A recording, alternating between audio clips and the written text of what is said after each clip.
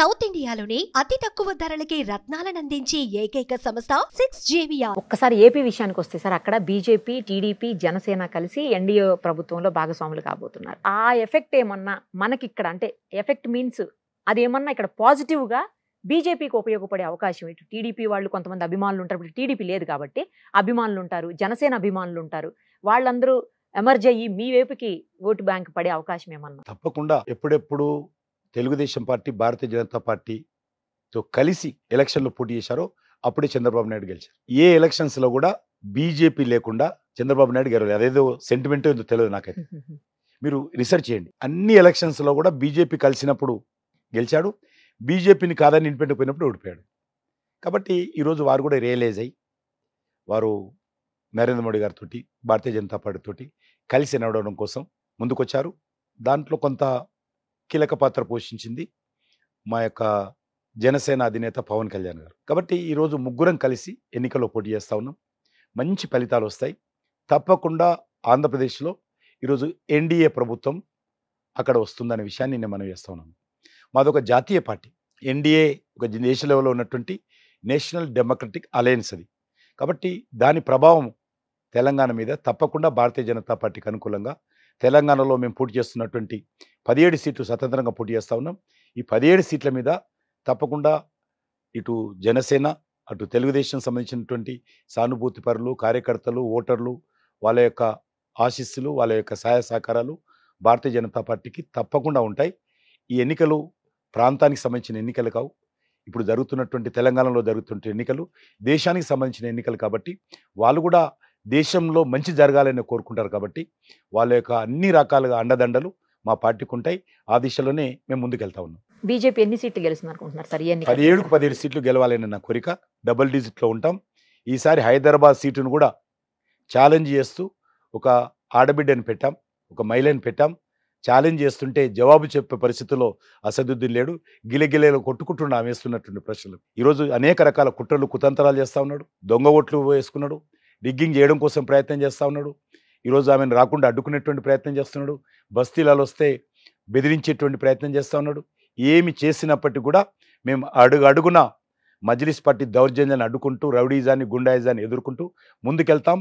పాతపట్నంలో కూడా మజ్లిస్ పార్టీ ఏదైతే ఒక్కసారి రజాకార్ల సినిమా చూస్తే, ఎందుకంటే రజాకార్ల నాయకుడు ఎవరు? కాసిం రజ్వీ. కాసిం రజ్వీ పెట్టినటువంటి పార్టీయే ఎంఐఎం పార్టీ. ఆ ఎంఐఎం పార్టీ ఈరోజు కాసిం రజ్వీ పెట్టినటువంటిది. కాసిం రజ్వీ ఏ రకమైనటువంటి దురాగతాలు చేశాడు, దౌర్జన్యాలు చేశాడు, హత్యాకాండ కొనసాగించాడు.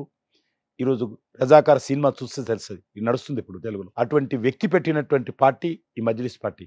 కాబట్టి ఈ పార్టీకి సంబంధించినటువంటి వ్యక్తి వచ్చే పార్లమెంట్ ఎన్నికల తర్వాత పార్లమెంటులో అడుగు పెట్టకూడదని నా ఆకాంక్ష. కాబట్టి ఆ దిశలోనే అక్కడ కూడా ఈరోజు గెలవడం కోసం ప్రయత్నం చేస్తాం. ఇప్పుడు కవిత గారి అరెస్ట్ కావచ్చు, లేకపోతే కేజ్రీవాల్ గారి అరెస్ట్ కావచ్చు, ఇవన్నీ ఎలక్షన్ ముందే ఎందుకు కావాలని ఎప్పటి నుంచో నడుస్తున్నప్పటికీ కూడా ఇప్పుడు కావాలని చెప్పేసి అరెస్ట్ చేసి ఎవరికి సానుభూతిని పెంచేందుకు ఈ ప్రయత్నం చేస్తుంది బీజేపీ అనేసి నడుస్తా ఉంది. ఎందుకు ఇప్పుడే అరెస్ట్ అయితే సానుభూతి ఎవరు పెరుగుతుంది? మాకేం సంబంధం తెలంగాణకు? అది ఢిల్లీలో జరిగినటువంటి కేసు. అది యూనియన్ టెరిటరీకి సంబంధించిన ప్రభుత్వం. అక్కడ ఏదన్నా అవినీతి కుంభకోణాలు జరిగితే సిబిఐ కానీ, ఈడీ కానీ నేరుగా దర్యాప్తు చేసే అధికారం వాళ్ళకుంది. ఇక్కడ లేదు. ఇక్కడ రాష్ట్ర ప్రభుత్వం అంగీకరించాలి. అక్కడైతే మేము చేయొచ్చు, యూటీ కాబట్టి. అక్కడ అధికారులే, ప్రభుత్వ అధికారులు, ఐఏఎస్ అధికారులు ఈ లిక్కర్కి సంబంధించినటువంటి విధానపరమైన నిర్ణయాల్లో కానీ, లిక్కర్ సంబంధించినటువంటి షాపుల అలాట్మెంట్లో కానీ, లిక్కర్ సంబంధించినటువంటి మద్యం సరఫరాలో కానీ అనేక రకాల పొరపాట్లు జరిగాయి. 100 కోట్లు చేతులు మారాయని అధికారులు, ఢిల్లీ ప్రభుత్వ అధికారులు నిర్దేశించుకున్న తర్వాత వాళ్ళు సిబిఐకి రిఫర్ చేశారు. సిబిఐ దర్యాప్తు చేస్తే అందులో అనేక రకాల భయంకరమైనటువంటి అవినీతి కుంభకోణాలకు సంబంధించినటువంటి పొరపాట్లు బయటపడ్డాయి. తీగలాగితే డొంక కదిలినట్టు కవిత గారు వచ్చారు. ఇది తెలంగాణకు సంబంధించిన కేసు కాదు, లేకపోతే కేసీఆర్ కుటుంబానికి సంబంధించిన కేసు కాదు, తెలంగాణ రాష్ట్రానికి సంబంధించిన కేసు కాదు, తెలంగాణ ప్రభుత్వానికి సంబంధించిన కేసు కూడా కాదు. అక్కడ దర్యాప్తు చేస్తే, అక్కడ ఉన్నటువంటి వాళ్ళు ఇన్వెస్టిగేషన్ చేస్తే ఎవరెవరు డబ్బులు ఇచ్చారు, ఎవరెవరు షాపులు తీసుకున్నారు, ఎవరెవరు మద్యం సరఫరా చేశారు అనేటువంటి విషయాలు తేలుతున్నప్పుడు వారి పేరు వచ్చింది. వారి పేరు మీద కూడా సాక్ష్యాలు దొరకకుండా చాలా జాగ్రత్తలు తీసుకున్నారు. చివరకు ఎవరైతే దొరికినటువంటి వాళ్ళు ఉన్నారో వాళ్ళు అప్రూవర్గా మారి, వాళ్ళ పిఏలు, ఆమె పార్ట్నర్స్, ఆమెతో కలిసి బిజినెస్ చేసినటువంటి వాళ్ళు, బీరు బ్రాండ్ బిజినెస్ చేసినటువంటి వాళ్ళు ఎవరైతే ఉన్నారో వాళ్ళు అప్రూవర్గా మారి చెప్పారు. ఆ తర్వాత ఇన్వెస్టిగేషన్ చేస్తే మీకు తెలుసు నన్ను ఇన్వెస్టిగేషన్ చేయొద్దని సుప్రీంకోర్టుకి వెళ్ళారు. సుప్రీంకోర్టులో ఛాలెంజ్ చేశారు. సుప్రీంకోర్టులో చాలా నడిచింది. చివరకు సుప్రీంకోర్టు కూడా అరెస్ట్ చేయదని ఎక్కడ చెప్ప. ఎందుకంటే ఈరోజు ఒక ఉప ముఖ్యమంత్రి కొత్త కాదు ఇది, సంవత్సరం దాటిపోయింది ఆయన జైల్లో ఉండి. అవును, ఇప్పుడు కొత్తగా ఎట్లా అంటారు మీరు? ఆ కేసు అంటే అప్పటి నుంచి చేయకుండా ఇప్పుడే ఎందుకు చేశారు? ఇన్వెస్టిగేషన్ లో పార్ట్, అన్ని ఇన్వెస్టిగేషన్ లో పార్ట్ గానీ ఇవన్నీ జరుగుతాయి. ఏదైనా కూడా మేము చేసి ఎవరి ముందో నిలబెట్టి మేము జైలుకు పంపి అని చెప్పడం. ఏది చేసినప్పుడు కూడా, ఎవరిని అరెస్ట్ చేసినప్పుడు కూడా 24 గంటల లోపల ఆరోపణలతో సహా, చేసినటువంటి నేరాలతో సహా, కుంభకోణాలతో సహా, సాక్ష్యాలతో సహా 90% న్యాయస్థానం ముందు పెడితేనే న్యాయస్థానం అంగీకరించి వాళ్లకు జ్యుడిషియల్ కస్టడో, పోలీస్ కస్టడో, ఇన్వెస్టిగేషన్ ఏజెన్సీ కస్టడో ఇస్తారు. గుడ్డిగా ఇప్పుడు నేను తీసుకుపోయి అరెస్ట్ చేస్తే ఎవరు ఒప్పుకోరు, ఏ న్యాయస్థానం ఒప్పుకోదు. కాబట్టి కొద్దిగా ఆరోపణలు మరి ఇవన్నీ కూడా సాక్ష్యాలు చూపించింది. ఈరోజు ఈడీ ఒక డిప్యూటీ చీఫ్ మినిస్టర్ అరెస్ట్ చేస్తే సుప్రీంకోర్టు కూడా బెయిల్ ఇస్తలేదు. ఢిల్లీ హైకోర్టు ఇవ్వలే, సుప్రీంకోర్టు ఇవ్వలే, సిబిఐ కోర్టు ఇవ్వలే. కారణము అంత భయంకరమైనటువంటి సాక్ష్యాలు, అంత భయంకరమైనటువంటి అవినీతి నేరాలు ఆపు ప్రభుత్వంలో జరిగాయి కాబట్టే ఈరోజు ఇవ్వడం లేదు. ప్రజలు ఈ విషయాన్ని అర్థం చేసుకోవాల్సిందే కోరుతాను. ఒక సంవత్సరం పాటుగా అనేక సార్లు హైకోర్టుకి వెళ్ళినా ఎందుకు బెయిల్ ఇవ్వడం లేదు? ఈరోజు కేజ్రీవాల్ ఎందుకు అరెస్ట్ చేస్తే సుప్రీంకోర్టు కస్టడీకి ఎందుకు ఇచ్చింది? ఒక ముఖ్యమంత్రిని కూడా సిబిఐ కస్టడీకో లేకపోతే ఈడీ కస్టడీకో ఇచ్చిందంటే సాక్ష్యాలు లేకుండా కాదు, బ్లాక్ అండ్ వైట్ సంతకాలు పెట్టారు, బ్లాక్ అండ్ వైట్ ప్రజాధనాన్ని దోపిడీ చేశారు, బ్లాక్ అండ్ వైట్ వాళ్ళు నేరాల్లో మునిగి తేలిపోయారు, మద్యంలో మునిగిపోయారు వాళ్ళు ఈ కుంభకోణాల్లో. అందులో పార్టు కవిత గారు. నేను ఒకటే అడుగుతా ఉన్నాను, ఈరోజు బీజేపీ కక్ష కట్టి అరెస్ట్ చేయాలనుకుంటే అసెంబ్లీ ఎలక్షన్ ముందు చేయగలుగుతాం కదా, మాది కాదు కదా నిర్ణయం.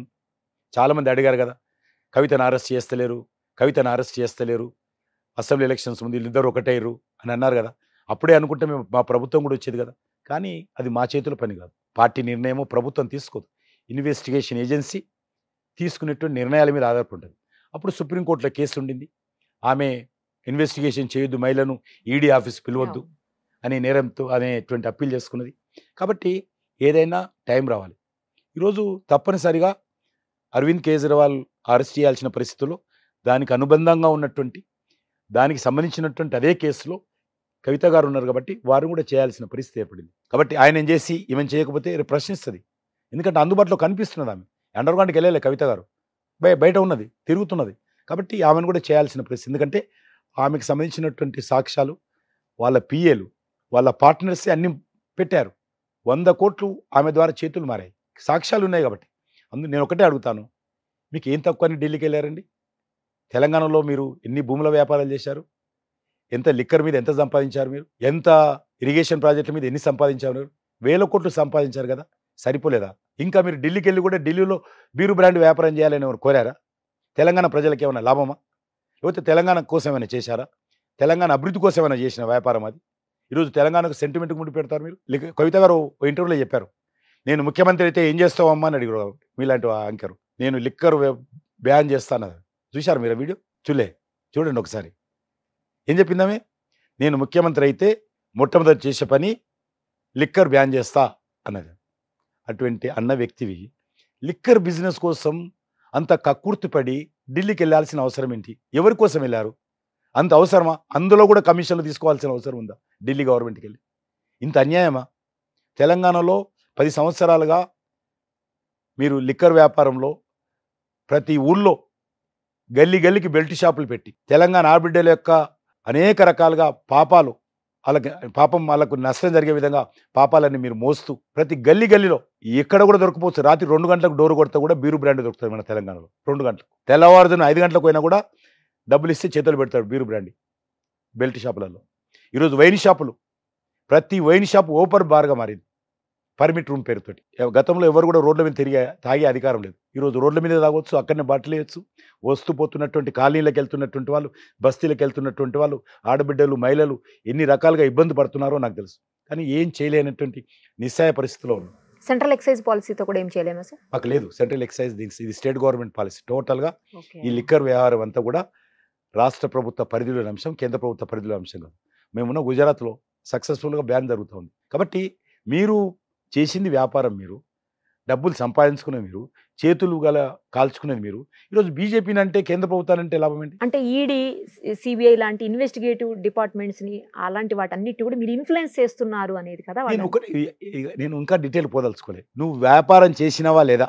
బీరు బ్రాండ్ వ్యాపారం చేయాల్సిన అవసరం ఉందా మీకు? మీరు అందులో చేతులు మారాయా లేదా? మీరు సెల్ ఫోన్లు 10 సెల్ ఫోన్లు ధ్వంసం మొత్తం 70 ఇలా మొత్తం ఇలానే వచ్చింది. ఓకే. 70 ఫోన్లు ధ్వంసం చేశారు మొత్తం ఈ బిజినెస్. కనిపిస్తారు 70 ఫోన్లు డిస్ట్రాయ్ చేశారు. 70 ఫోన్లు వీళ్ళందరూ కలిసి. ఇంత దుర్మార్గంగా వీళ్ళు ప్రజాధనాన్ని దోపిడీ చేస్తూ కక్కుర్తిపడి చేస్తే మమ్మల్ని ఏమనొద్దు, నేను ముఖ్యమంత్రి కూతురు, ముఖ్యమంత్రులు అయినంత మాత్రాన, మాజీ ఉప ముఖ్యమంత్రులు అయినంత మాత్రాన, ముఖ్యమంత్రి కూతురు అయినంత మాత్రాన, లేకపోతే లిక్కర్ వ్యాపారం చేసినంత మాత్రాన చట్టం నీకోటి నాకోటి వేరే ఉంటుందా? ఎవరైనా చట్టం ముందు సమానలే. డాక్టర్ బాబాసాహెబ్ అంబేద్కర్ ఎవరికి ప్రత్యేకమైన చట్టాలు ఇవ్వలే. ఇలాంటి కేసుల విషయంలో ప్రోటోకాల్ ఉంటుంది, గౌరవం ఉంటుంది. కానీ అవినీతి చేస్తే, ప్రజాదానాన్ని దోపిడీ చేస్తే ఎవరైనా ఒకటి. కాబట్టి ఖచ్చితంగా ఇందులో బీజేపీకి ప్రమేయం లేదు, మోడీ గారికి ప్రమేయం లేదు, ప్రభుత్వాలకు ప్రమేయం లేదు. చేసింది మీరు నేరము, దోపిడీ చేసింది ప్రజాధనాన్ని. తప్పకుండా చట్టం ప్రకారము మీరు శిక్ష అనుభవించాల్సిన అవసరం ఉంది. లేదనుకో, మీరు నేరం చేయలేదనుకో నిరూపించండి కోర్టులో నిరూపించండి. తప్పు అప్పుడు బీజేపీ ఒప్పుకుంటుంది, లేకపోతే ఏజెన్సీలు ఒప్పుకుంటాయి. మీరు చేసిన మీరు బ్లాక్ అండ్ వైట్ పట్టుబడి ఈరోజు మమ్మల్ని మీద అంటారు. Thank you sir. చాలా విషయాల్ని చాలా డీటెయిల్డ్గా టైం ఇచ్చి మరీ అన్నీ కూడా చెప్పారు sir. Thank you so much.